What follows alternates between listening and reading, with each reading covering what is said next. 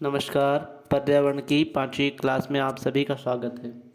आज हम पढ़ रहे हैं आगे का कि फूड श्रृंखला, जिसको हम बोलते हैं खाद्य श्रृंखला कहिए या फूड श्रृंखला कहिए, इसके बारे में श्रृंखला का आज हम पढ़ते हैं। तो फूड चेन होता क्या है कि परितंत्र में जब उत्पादक तथा उपभोक्ता के मध्य पोषण के लिए एक निश्चित संबंध होता है तो इस संबंध को फूड चेन कहते हैं। और फूड चेन में होता क्या है कि ऊर्जा का प्रवाह होता है, मतलब ऊर्जा, और ये ऊर्जा जो होती है 1/10 भाग हस्तांतरित होती है एक से दूसरे चरण में। तो सर्वाधिक ऊर्जा जो होती है वो उत्पादक के पास होती है और सबसे अंतिम जो सबसे कम होता है वो अंतिम उपभोक्ता के पास सबसे कम ऊर्जा होती है। तो यही है ऊर्जा का प्रवाह होता है, जिसे हम फ्लो ऑफ एनर्जी कहते हैं। ऊर्जा का जो मुख्य स्रोत होता है जो हमें प्राप्त होती है वो हम लोगों को पौधे से और पौधे को सूर्य से। तो सबसे मुख्य कौन सा स्रोत हो जाता है? सूर्य, क्योंकि हम लोग पेड़ पौधों से ही भोजन ग्रहण करते हैं और पेड़ पौधे सूर्य से ग्रहण करते हैं। तो मुख्य कौन हो गया? सूर्य ही हो गया। इसलिए पूछा जाता है कि परितंत्र में ऊर्जा का मुख्य स्रोत कौन है, तब आंसर हो जाएगा कि सूर्य मुख्य स्रोत है। उपभोक्ता कितने प्रकार के होते हैं? तो उपभोक्ता मुख्यतः 3 प्रकार के होते हैं: प्राथमिक उपभोक्ता, द्वितीयक उपभोक्ता, तृतीयक उपभोक्ता। परंतु हम अब तृतीय को हम टॉप लेवल में भी शामिल करते हैं। आइए, मुख्यतः होता क्या है कि आप लोग देख रहे हैं, ये जैसे सनलाइट है, सन की लाइट हमें पेड़ पौधे पर पड़ रही, तो इनको हम उत्पादक की संख्या दे देते हैं। और यही हमारे प्रथम उपभोक्ता जो शाकाहारी होते हैं वो ग्रहण करते हैं, और उनसे ये मांसाहारी, ठीक, ये भी सर्वाहारी मांसाहारी आते हैं। और उसके बाद फिर वो उनकी मृत्यु हो जाती है। तो जब मृत्यु हो जाती है तो उनको हमें कवक अपघटक के रूप में काम करते हैं और फिर वो पुनः पेड़ पौधे में ऊर्जा का हस्तांतरण होता है। तो खाद्य ऊर्जा में ऊर्जा का जो प्रवाह होता है वो कैसा होता है? एक दिशीय होता है और सर्वाधिक ऊर्जा उत्पादक में पाई जाती है। खाद्य श्रृंखला में सबसे कम शीर्ष उपभोक्ता में, मतलब सबसे अधिक कहाँ है? उत्पादक में। सबसे कम शीर्ष उपभोक्ता, जो सबसे अंतिम उपभोक्ता होता है, उसमें सबसे कम पाई जाती है। खाद्य जाल क्या होता है, जिसे हम फूड वेब कहते हैं? तो जब कई खाद्य श्रृंखला हों तो मिलकर जिसका निर्माण करें उसे हम खाद्य जाल बोलते हैं, जिसमें पिरामिड का निर्माण होता है, जैसे तालाब का पिरामिड, ठीक, इस प्रकार से। तो कुछ है पिरामिड। तो पिरामिड जो होता है, जो ऊर्जा का पिरामिड होता है, वो हमारा बिल्कुल सीधा बनता है और जैव भाग का उल्टा बनता है।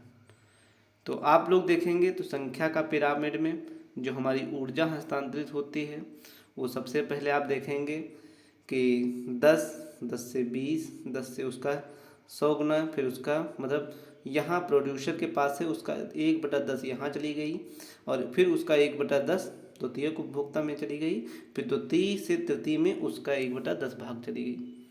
तो सर्वाधिक किसके पास है? उत्पादक के पास। सबसे कम किसके पास है? तृतीयक उपभोक्ता।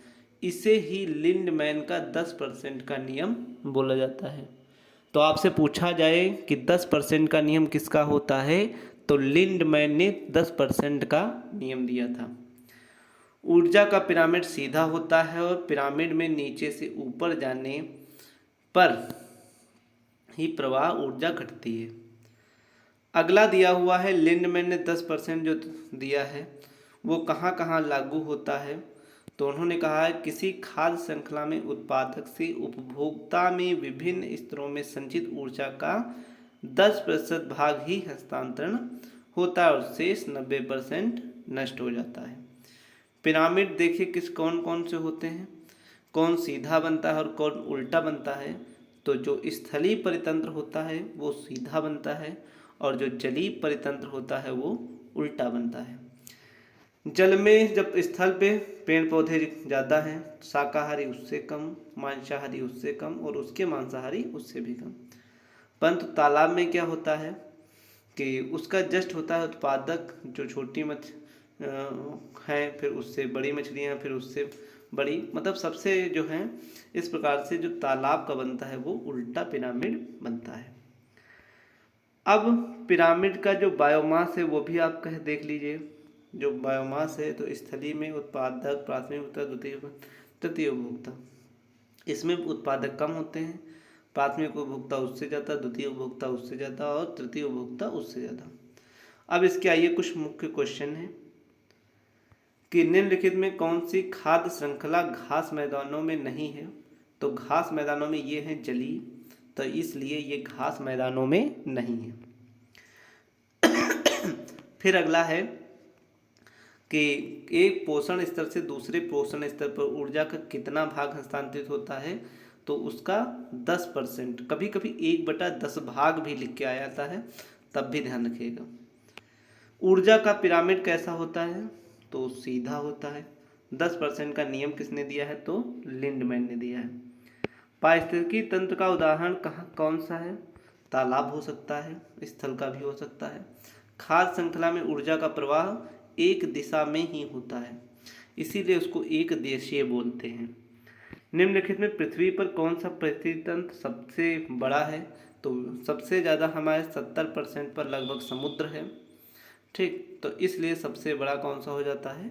समुद्र भाग। जब मोर सांप को खाता है और सांप कीड़ों को खाता है और कीड़े हरे पौधे को खाते हैं, तो मोर का पोषण तल कैसा है। तो मोर सबसे अंतिम है, इसलिए वो हम तृतीयक उपभोक्ता भी बोल सकते हैं, अंतिम भी बोल सकते हैं और उसे शीर्ष भी बोल सकते हैं। तो उसके नाम कितने आए। तृतीयक, शीर्ष और अंतिम। तो ये खाद्य पिरामिड के शीर्ष पर होता है। ये हमारा आज 5वीं क्लास थी। इसी प्रकार के वीडियो पाने के लिए चैनल को सब्सक्राइब करें और अधिक से अधिक अपने मित्रों में और जानकारों में शेयर करें। धन्यवाद। आप सभी का दिन शुभ हो।